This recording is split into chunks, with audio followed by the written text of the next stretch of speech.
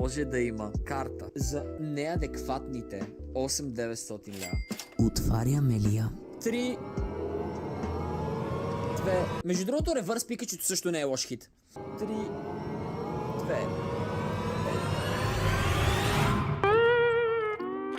2... Чат, гласували сте сега да отворим останалите 4 бустера ли?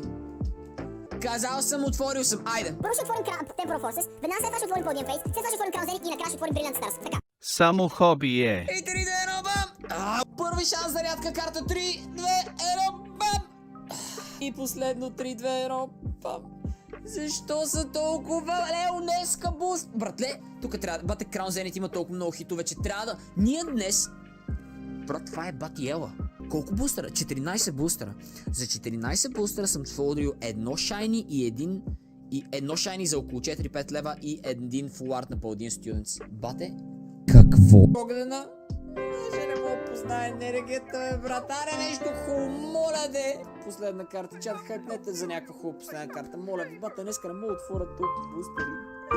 Не мога да отворя толкова бустери, да е бати траша, бе!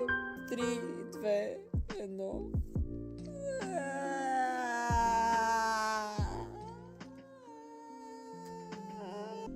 Бати! Тъпото!